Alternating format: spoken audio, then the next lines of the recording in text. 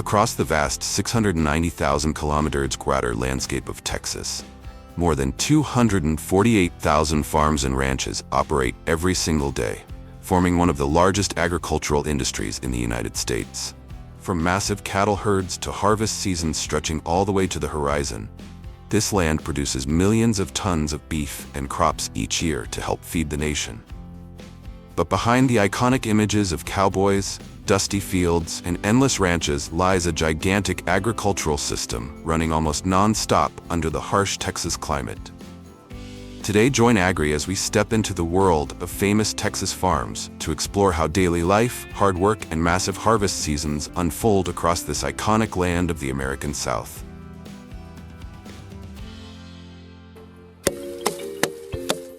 It could be said that nowhere in the United States carries the spirit of the Wild West quite like Texas, where cowboy ranch culture has existed for centuries and turned massive cattle herds, rodeos, and enormous ranches into globally recognized symbols.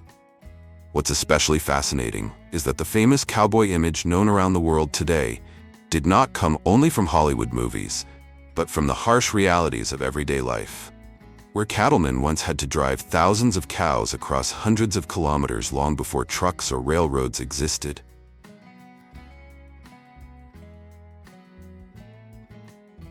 In fact, many modern cowboy techniques, such as using lassos, horseback cattle handling, and traditional ranch styles, actually originated from Mexican vaqueros hundreds of years ago. And even today, despite Texas being home to massive feedlots and highly modern livestock technology, cowboy ranch culture still survives as one of the strongest symbols of the American West, a world where horses, red dust, and giant cattle herds remain deeply woven into everyday Texas life. The beef industry in Texas operates on an enormous scale, where millions of cattle are managed across ranches stretching all the way to the horizon. Calves are usually born and raised on vast grasslands covering thousands of acres before being transferred to massive feedlots, where they are fattened with diets rich in corn, hay, and protein to rapidly increase weight and improve meat quality.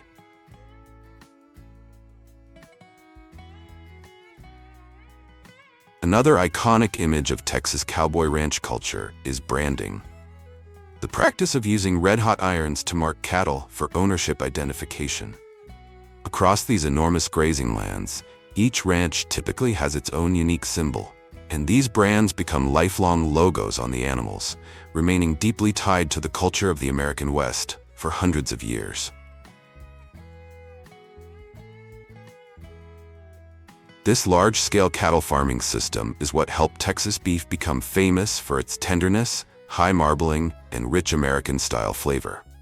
In particular, breeds such as Angus cattle and Hereford cattle are known for producing beef with exceptionally high marbling, one of the key factors that determines the juiciness and value of premium steaks. This is also why Texas has become one of the most famous homelands of steak and barbecue in the United States. Besides modern commercial cattle breeds, Texas is also famous for the Texas Longhorn, a breed known for its massive horns that can stretch more than 2 meters from tip to tip. During the 19th century, millions of Longhorn cattle were driven hundreds of kilometers by cowboys during the famous cattle drives that transported herds to northern railroad lines, helping shape the iconic cowboy ranch culture of the American West.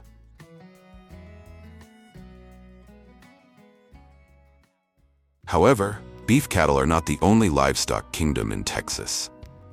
Few people realize that Texas is also the largest goat-producing state in the United States, with a population that often exceeds 1 million goats, accounting for a major share of the country's goat farming industry. Most goat ranches are concentrated in the Texas Hill Country, where the dry, rocky terrain and dense brush create an ideal environment for raising goats. Interestingly, the harsh Texas climate is actually a major advantage for goat farming. While cattle require large amounts of grass and water, goats can thrive in areas where many other livestock animals struggle to survive. They are able to feed on shrubs, low leaves, and wild vegetation, allowing many ranches to make use of thousands of hectares of dry, hot land across the American West. Texas is especially famous for breeds such as the Boer goat and the Angora goat.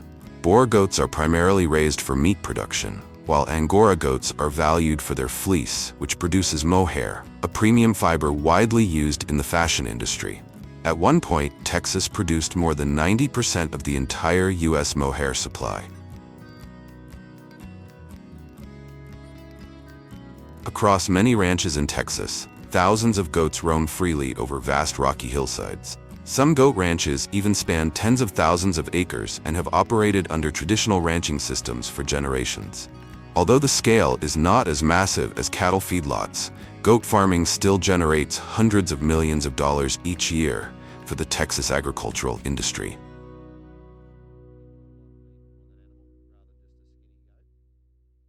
Every year, as the intense summer heat begins to spread across Texas, millions of peaches in the Texas Hill Country enter the biggest harvest season of the year. This region is considered one of the most famous peach-growing areas in the American South, where the hot, dry, and sunny climate produces peaches with a powerful aroma, rich sweetness, and more vibrant color than many other regions. Unlike colder states such as Georgia or California, Texas peaches usually ripen earlier, so many farms begin peak harvesting as early as May. What makes Texas peaches especially unique is that most of them are still harvested entirely by hand. Although American agriculture is known for large-scale mechanization, peaches are considered an extremely delicate fruit. Even a light impact or excessive shaking can bruise the soft flesh inside almost instantly, reducing their market value. Because of this, workers move carefully through each row of trees, gently twisting every peach by hand to separate it from the branch without damaging the stem. Since peaches on the same tree do not ripen all at once, farmers must harvest in multiple rounds throughout the season, selecting only fruits with the perfect color and softness. At many farms in Texas, peaches are often harvested very early in the morning, around 4 to 5 a.m., before the intense summer heat quickly spreads across the fields. Just a few hours after sunrise, temperatures can climb above 35 degrees Celsius, causing the peaches to soften rapidly, lose their firmness, and decline in quality. Because of this, the fruit is taken directly to cooling facilities immediately after picking to remove field heat and preserve its freshness and signature flavor. However, the peach industry here is far from easy. Unexpected early-year frosts can destroy entire peach blossoms in a single night, while droughts and increasingly extreme weather conditions are becoming more common, forcing many farms to invest in modern irrigation systems to keep their orchards alive through the harsh Texas climate. If peaches are considered the flavor of summer in Texas, then pecans are more like a long-standing agricultural symbol, deeply tied to cowboy culture and the rural Texas lifestyle for hundreds of years. In fact, the pecan tree was even chosen as the official state tree of Texas, showing just how important this nut has been to the region's history and economy. Pecans are actually a type of tree nut with a hard brown shell and a rich, buttery kernel inside. But what makes Texas pecans especially famous is their large size, deep nutty flavor, and high natural oil content.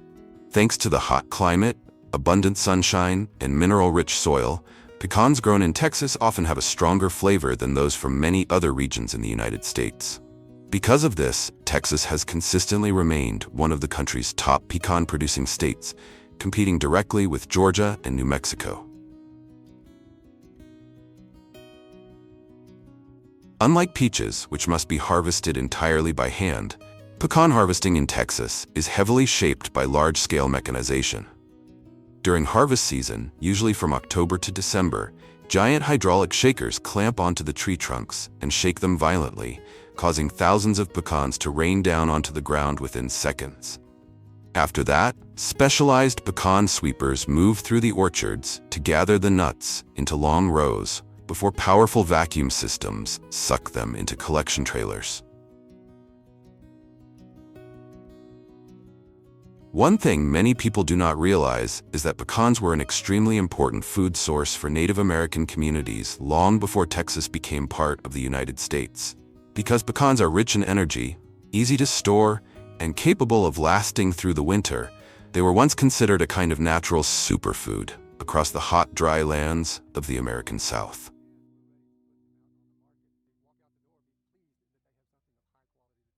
Although not as famous as peaches or pecans, mulberry trees are extremely common and have existed for generations across many rural areas of Texas, especially near rivers and farming regions, appearing everywhere from ranch fences to old roadside farms.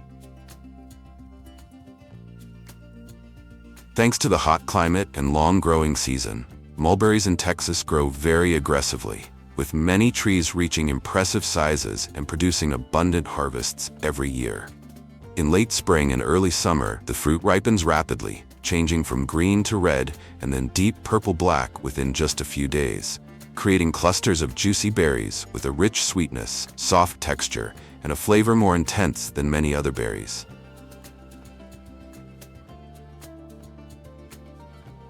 Unlike many commercial berry crops that are planted in perfectly straight rows and harvested by machines, most mulberries in Texas are still harvested in a much more wild harvest style.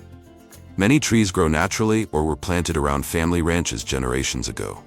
Local people often spread large tarps beneath the trees and shake the branches so the ripe berries fall all at once. Some small farms and households still harvest entirely by hand, because mulberries are extremely soft and bruise very easily.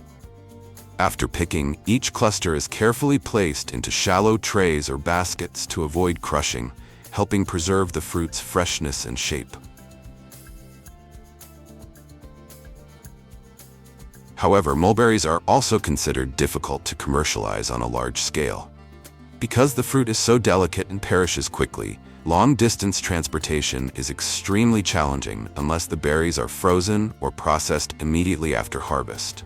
This is why Texas mulberries still carry a very local image, a fruit more closely associated with family farms, rural summers, and traditional agricultural culture than with large-scale industrial food production.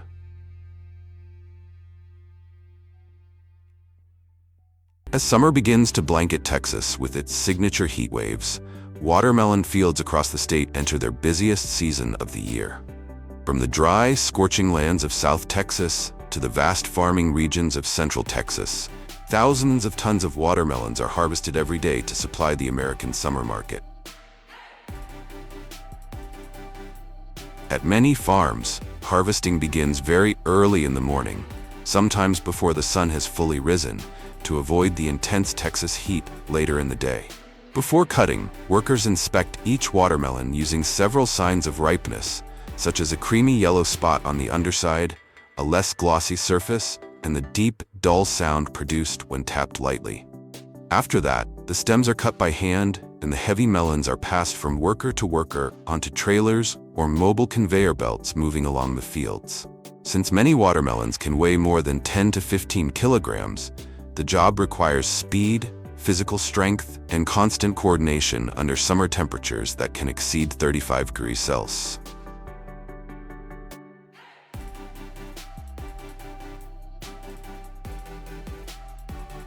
After leaving the fields, the watermelons are quickly transported to sorting facilities, where workers inspect their size, color, and rind quality before packaging and shipment.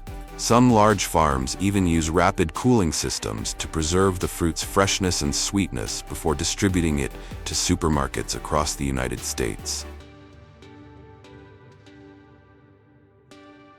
What makes Texas watermelons especially unique is the state's hot climate and long hours of sunshine, which help produce fruit with deeper sweetness, bright red flesh, and larger sizes than many other growing regions.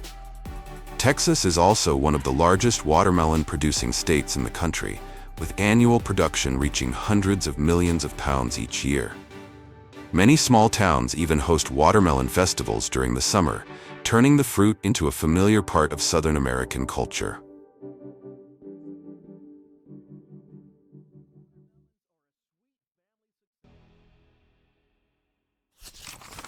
California, by nearly every measure, is a true powerhouse.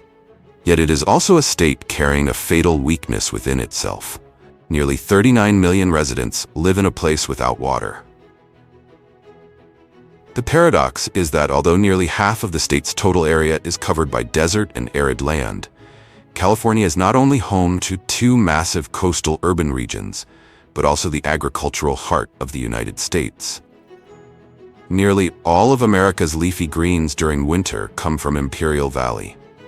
Meanwhile, Central Valley produces nearly 40% of the nation's fruits and nuts, even though the region accounts for only around 1% of total U.S. farmland. By natural logic, this should have been one of the most difficult places in the country to develop agriculture. So, how did California achieve it? Part of the answer lies in advantages few places possess. California is almost a perfect natural blueprint, with a rare Mediterranean climate and more than 300 sunny days each year. In addition, more than 700 miles of the California Aqueduct, along with systems such as the Los Angeles Aqueduct, the Colorado River Aqueduct, vast irrigation networks, and groundwater extraction, have pulled water from the north, from melting mountain snow, and from distant rivers to feed dry valleys. California did not wait for nature to allow it. It forced nature to serve it.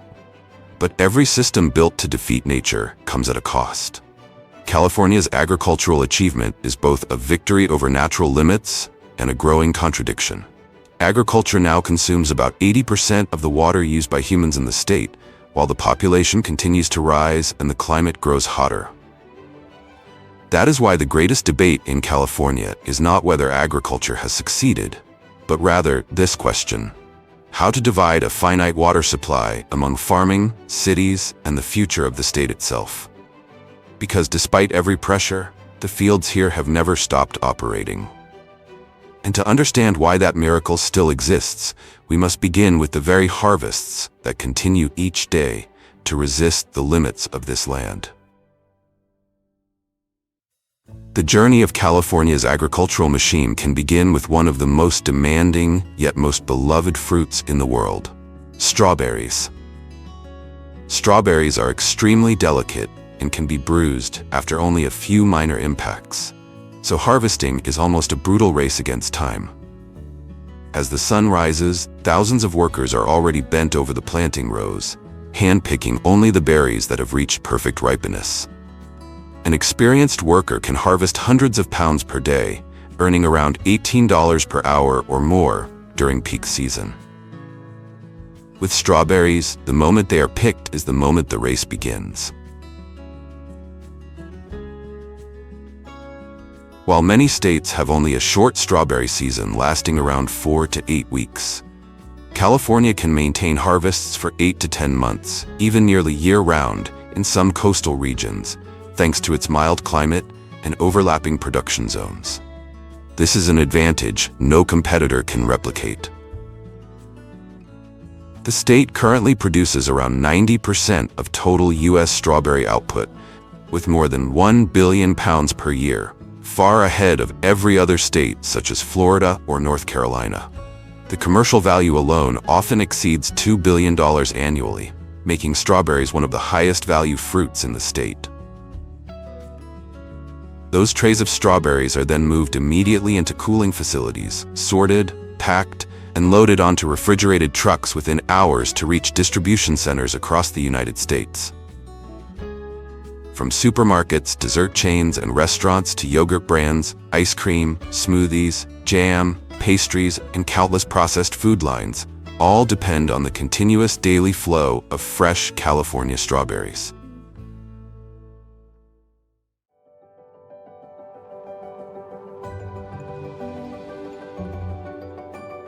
From an ordinary fruit in the American market, avocado has exploded into a symbol of brunch culture, avocado toast, guacamole, and $1 billion healthy living trend.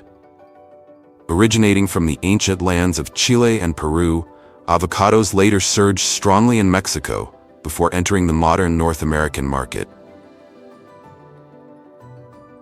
Today, California is the largest avocado-producing center in the United States, dominating around 90% of domestic output with roughly 300 million pounds per year, depending on the season.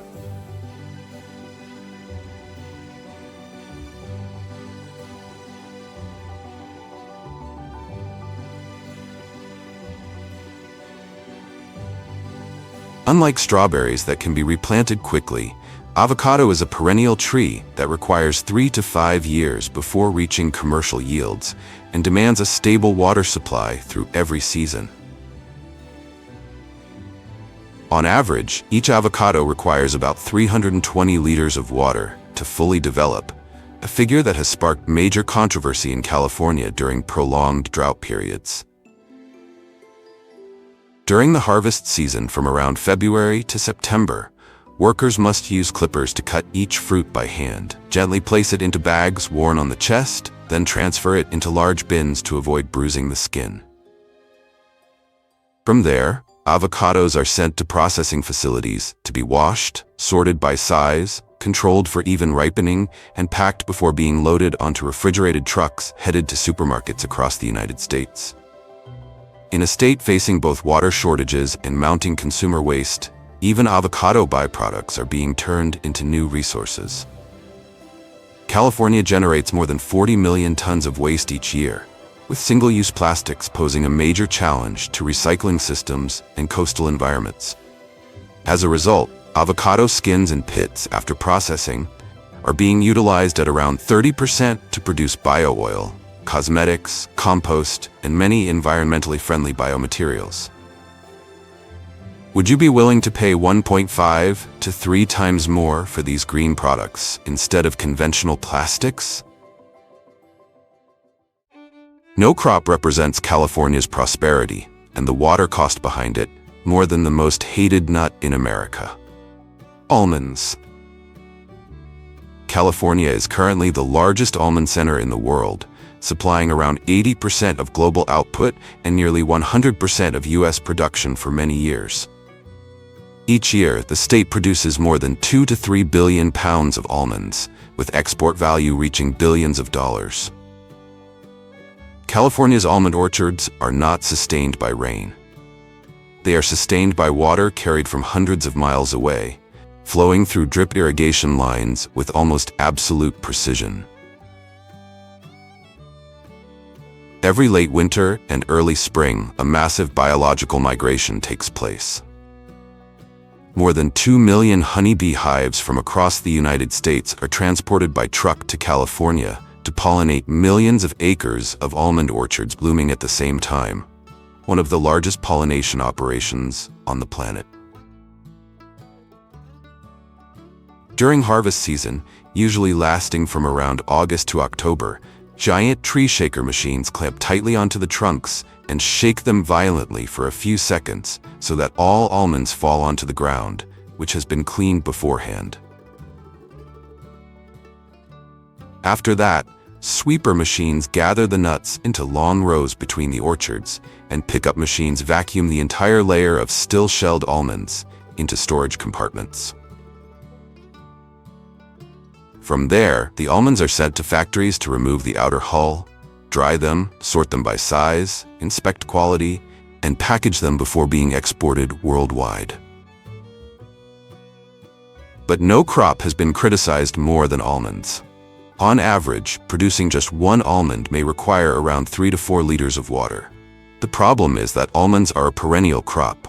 Once planted as orchards, farmers are forced to keep irrigating year after year to protect an investment that spans decades. With almonds, California cannot simply turn back. Its very success has locked in the choices of the future. If almonds represent wealth and controversy, then tomatoes represent California's pure industrial power.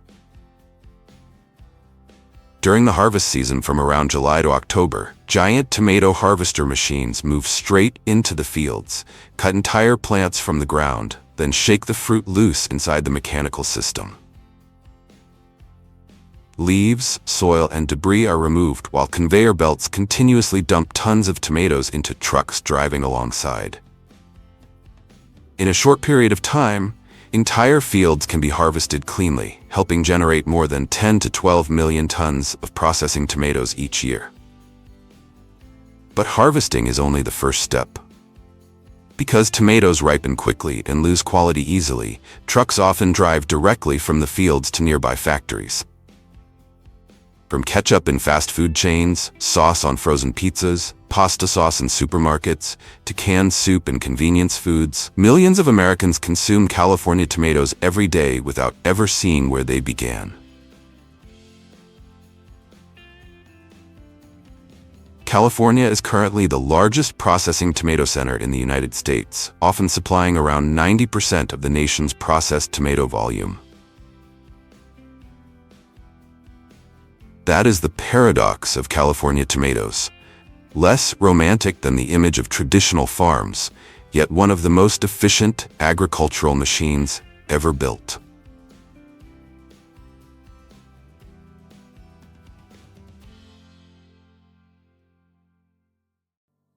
America rarely notices lettuce until store shelves suddenly go empty. From burgers, sandwiches, and salad bowls to fast food chains and convenience stores, lettuce appears almost everywhere. With its delicate and temperamental nature, lettuce is also one of the agricultural products that demands the highest speed. During harvest season, which takes place nearly year-round thanks to overlapping growing regions, cutting machines or manual labor crews move continuously through the fields, cutting lettuce, packing cartons, and transferring them immediately into cooling systems within a short time. Because lettuce contains a high amount of water and loses crispness easily, every hour of delay causes quality to decline rapidly. Those cartons of lettuce are then loaded onto refrigerated trucks, leaving the fields for distribution centers, supermarkets, and restaurants across the United States. From the moment it is cut from the root to the moment it appears in a burger or salad bowl, time is always the deciding factor.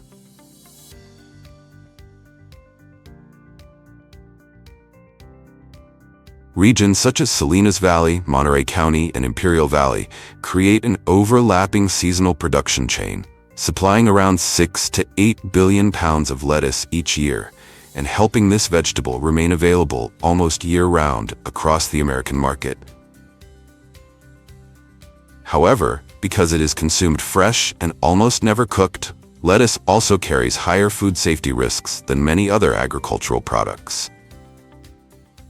When lettuce faces a problem, the entire United States suddenly realizes how dependent it is on it. That is what makes California lettuce unique. Little glamour, little attention, yet operating like a gigantic logistics machine. The first stop on our journey into North American agriculture begins with the pheasant, a bird that embodies wildness, standing on the fragile boundary between human control and nature. Once a prized target of aristocratic hunts, pheasants gradually entered organized breeding systems with the rise of modern agriculture. The journey begins with eggs, carefully collected by hand and incubated for 24 days. Newly hatched chicks emerge with soft brown gold down. Fragile in appearance, yet already displaying the alert instincts of a wild bird. They are swiftly moved into enclosed brooding facilities where temperature, lighting, and humidity are precisely controlled to guide them through this critical adaptation stage.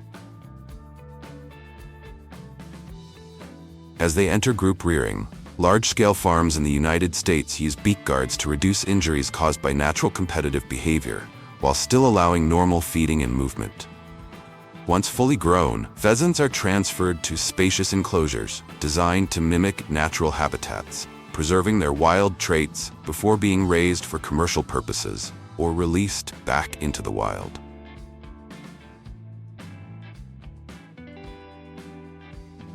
At the second stop, we enter the modern agricultural system of crocodile farming, where primal fear is transformed into high-end economic value. Once a wild reptile, the crocodile has become a source of luxury leather for fashion houses such as Hermes and Louis Vuitton, sustaining a global market worth approximately $3 billion each year. In North America, crocodile farming follows a modern agricultural model, prioritizing environmental control and quality optimization rather than relying on crude, natural methods.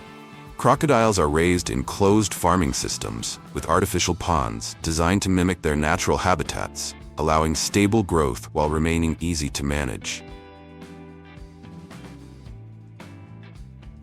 From the earliest reproductive stage, eggs and hatchlings are separated and raised under tightly controlled conditions, including temperature, water quality, and sanitation, to reduce risk and significantly improve survival rates.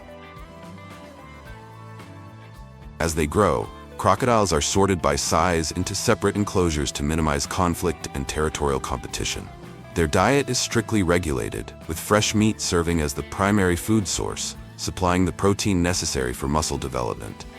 In addition, large watermelons are periodically added to their diet to aid hydration, support digestion, and help regulate body temperature during hot conditions. Leaving the world of crocodiles behind, the journey takes us to tobacco farms, where a plant controversial for its nicotine content quietly sustains an entire economic chain spanning agriculture, industry, and trade across North America. Here, tobacco is not merely a crop, but a tightly regulated commodity, as farmers are permitted to grow and sell it only to legally licensed enterprises.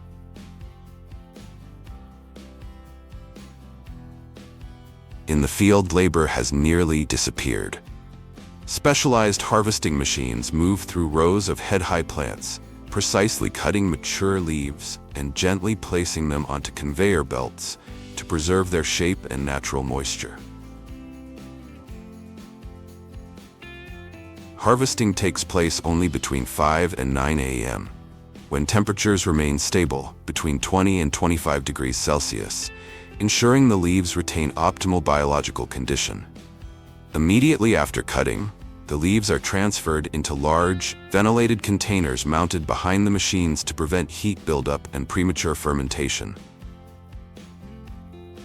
Thanks to this closed and highly controlled process, each machine can harvest approximately 5 tons of fresh leaves per day, achieving productivity up to 10 times higher than manual labor. The tobacco leaves then undergo further rigorous processing before entering the global supply chain, becoming a vital link in North American agriculture.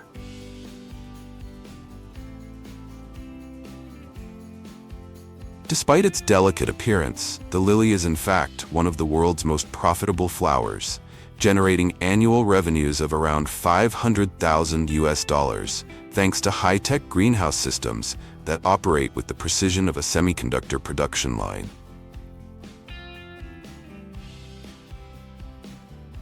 The journey of a lily does not begin in the field, but with a carefully selected bulb from the Netherlands, where generations have been selectively bred for uniformity, resilience, and precise blooming that meet strict commercial standards. Before ever reaching North America, these bulbs travel halfway around the world and undergo weeks of cold treatment at 2 to 4 degrees Celsius. A sophisticated biological deception that convinces the plant winter has ended and rapid growth should begin. Next, the lily enters a completely artificial environment.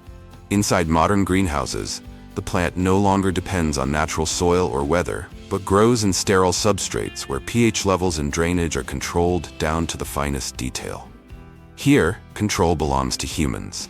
Farmers do not wait for plants to grow by instinct. They actively manipulate light, temperature, and nutrition to determine stem height and the exact moment when flower buds begin to open. Finally, when every parameter reaches its optimal threshold, lilies are cut while the buds are still closed, placed onto automated conveyor systems, rapidly cooled, sorted, and transferred directly to processing facilities.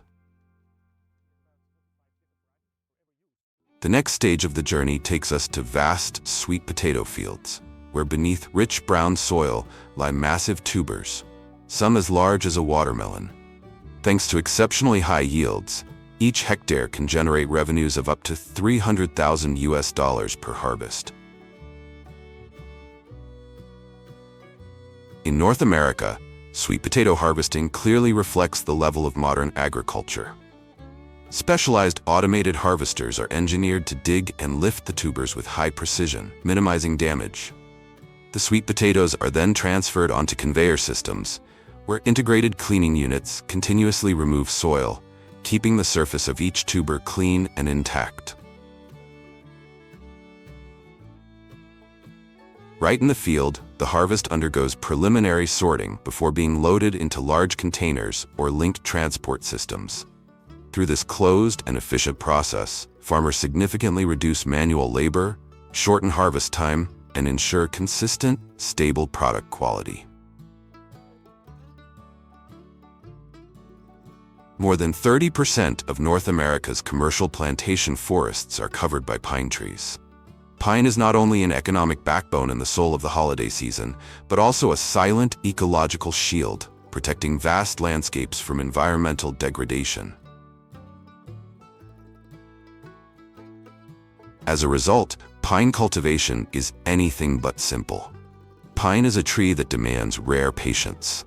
On average, a pine tree requires 9 to 10 years to reach maturity, a time span comparable to the training of a PhD. Only when it reaches a height of approximately 1.8 to 2.4 meters is the tree considered ready for harvest and fit to appear in the holiday season.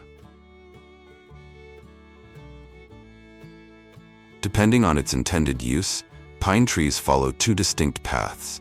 Traditionally, harvested trees are cut close to the base for industrial purposes, while trees extracted with their entire root ball intact are reserved for decorative use, particularly as Christmas trees. Before leaving the forest, all branches are passed through specialized netting machines that compress the tree into a slender shape, protecting the needles and reducing transport volume. In rugged terrain, helicopters are deployed to airlift bundled trees out of the forest, bringing to a close the long journey of a species that may seem familiar, yet is shaped by discipline, technology, and time.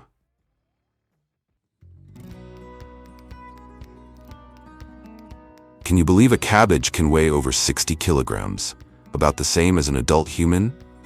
In Alaska, this is not unusual. During summer, the region receives up to 18-20 hours of daylight each day, creating ideal conditions for extraordinary plant growth. Unlike crops in lower latitudes that must pause photosynthesis at night, plants in Alaska can photosynthesize almost continuously thanks to the midnight sun. This extended light exposure allows crops to accumulate carbohydrates non-stop, accelerating cell division and causing biomass to surge within a very short growing season. However, sunlight alone isn't enough. To achieve record-breaking sizes, farmers space their crops widely, about 1.5 to 2 meters apart, ensuring each plant receives maximum light. Soil moisture is carefully maintained at optimal levels, often supported by mineral-rich glacial meltwater, which further enhances growth. At the Alaska State Fair, a showcase for some of the largest vegetables on Earth, prize-winning cabbages can weigh tens of kilograms and earn thousands of dollars. Beyond cabbages, the state has produced other plant giants, including zucchinis over 13 kilograms, green squash exceeding 160 kilograms, and pumpkins surpassing 900 kilograms. Remarkably, despite their massive size, Alaska cabbages are often crisp and naturally sweet. This is due to the plant's ability to convert starch into sugar as a response to cold temperatures, enhancing both texture and flavor.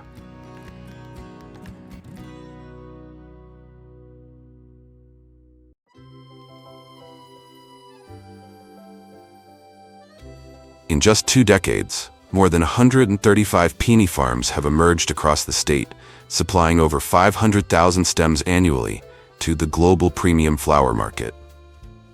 This rapid growth is driven by a rare biological advantage.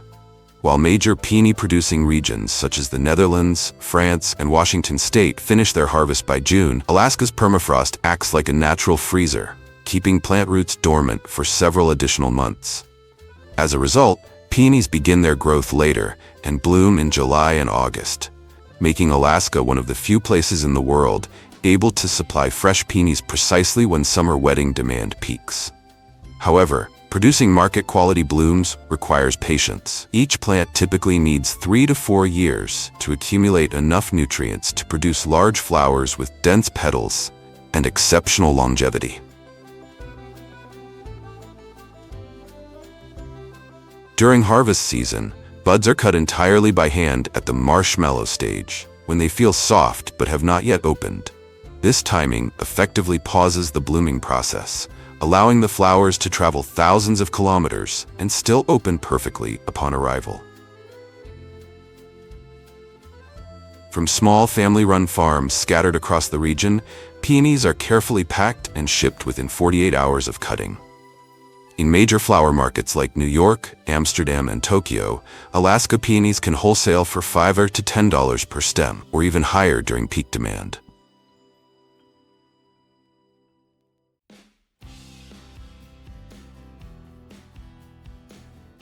However, agriculture occupies only a tiny fraction of Alaska's land.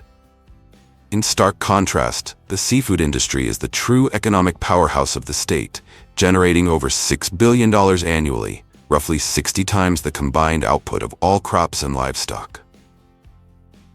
In southeast Alaska, where deep glacial fjords, cold oxygen-rich waters, and abundant plankton create near-ideal conditions for shellfish, oyster farming has emerged as a high-value niche. Although it accounts for only about 1% of the state's total seafood production, it is highly regarded for its strict environmental standards and exceptionally pristine waters. Each year, the Oceans Alaska hatchery can produce up to 50 million oyster seed, supplying the majority of oyster farms across the state. These young oysters are then transferred to floating farms in sheltered bays, where they are grown in suspended cages or floating rafts anchored in the cold, oxygen-rich waters of the subarctic region. While oysters in warmer waters typically reach market size within 18 to 24 months, Alaska's extremely low water temperatures slow this process to 4 to 5 years. Yet this slower growth becomes a unique advantage. The oysters accumulate high levels of glycogen, a stored sugar that helps them adapt to cold environments, resulting in a rich, creamy sweetness rather than a sharp, briny taste, along with a firm, refined texture. To control shell shape and overall quality, many farms use adjustable cages that can be flipped or rotated with the tides. The gentle collisions between oysters inside these cages help wear down sharp shell edges, forcing the oysters to invest energy into developing thicker, deeper shells, rather than simply expanding outward. This deep-cupped shell structure creates more space for meat and liquor, a key quality highly valued by Michelin-level chefs when serving fresh oysters.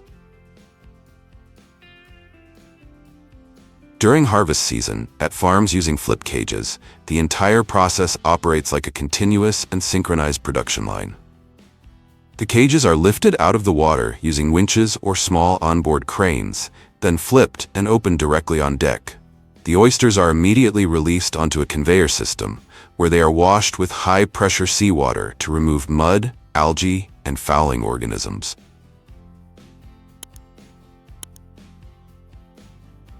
Meanwhile, at farms using suspended longline systems, harvesting begins by hauling up rows of oyster lines from the water. Workers manually separate clusters of oysters from ropes or trays before transferring them into containers on deck. Without automated flipping mechanisms, this method requires more labor but allows for careful inspection and quality control of each individual oyster before cold storage. From this point on, only the highest grade oysters enter the cold chain and are transported by air, allowing them to appear in high-end restaurants in cities like New York, Chicago, and Las Vegas within just 24 hours of leaving the ocean. Thanks to the cold waters, where common pathogens found in warmer seas are nearly absent, Alaska oysters are considered among the cleanest seafood in the world. Although total production accounts for only about 1% of the state's seafood industry, each oyster carries significant economic value. Consumers are willing to pay around $6 per oyster, not only for the clean, mineral-rich flavor shaped by glacial waters, but also for the trust in a sustainable farming process within the fragile subarctic marine ecosystem.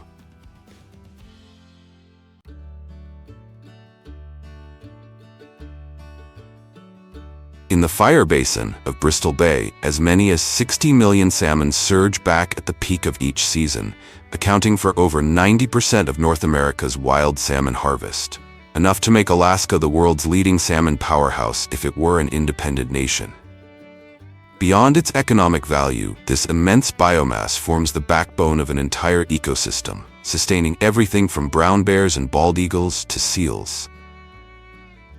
However, fishermen are not allowed to harvest once the salmon have moved too far upstream to spawn.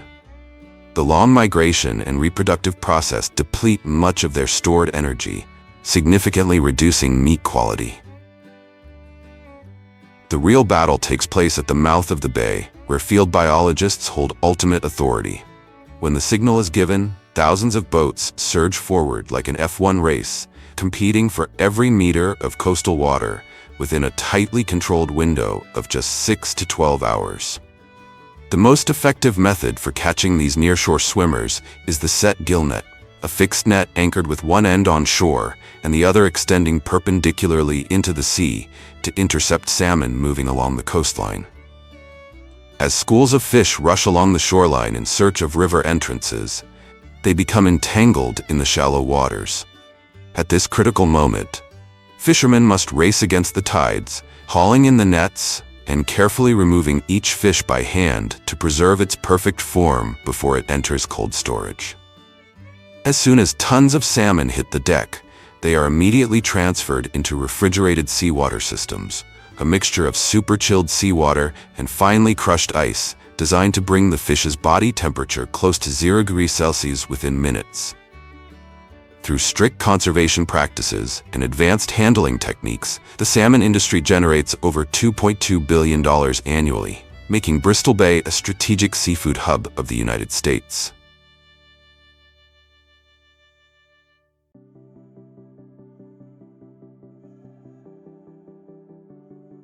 King crab, the red treasure of the Bering Sea, is both an economic symbol and a source of pride for Alaska, generating over $200 million annually within just a short harvesting season, and consistently ranking among the most valuable and sought-after seafood in the world. Yet behind this immense value lies a deadly gamble, where humans confront a violent ocean. Winter waves can reach heights of up to 30 meters, freezing temperatures grip every surface, and sudden storms strike without warning, ready to punish even the smallest mistake, making crab fishing one of the most dangerous jobs on Earth. The heart of the season unfolds from October to January in the Bering Sea, where massive king crabs, some with leg spans reaching up to 1.8 meters, live beneath the icy continental shelf. To reach them, fishermen deploy massive steel traps weighing over 300 kilograms, known as crab pots. These traps are baited with herring or cod and lowered to depths of 200 to 400 meters below the surface. In the darkness of the ocean floor, the scent of bait lures crabs into the traps through one-way entrances. After soaking for 24 to 48 hours, powerful hydraulic winches haul the massive cages, now weighing several tons, back onto the deck, often in the midst of subarctic storms. As soon as the traps are opened, a strict sorting process begins almost instantly.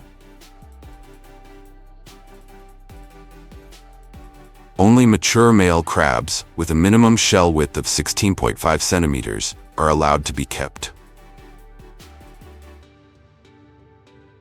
All females and undersized crabs are immediately returned to the ocean to ensure the population can recover for future seasons. Beyond discipline, the key to maintaining Alaska king crab's premium quality lies in live storage technology. After sorting, the crabs are transferred into large holding tanks in the ship's hull, where a continuous flow of cold, oxygenated seawater replicates their natural environment. This allows them to remain alive for days until reaching port, preserving their signature sweetness and firm texture at peak quality. Upon reaching port, the crabs are immediately transferred into chilled seawater tanks, then packed with ice in specialized containers to maintain a dormant state throughout transportation. This closed-loop process ensures that even thousands of kilometers away from the Bering Sea, consumers can still experience the same freshness as if the crab had just been caught. At its peak, nearly one fisherman lost their life every week, making king crab fishing one of the deadliest professions in the United States, with a fatality rate up to 26 times higher than the national average.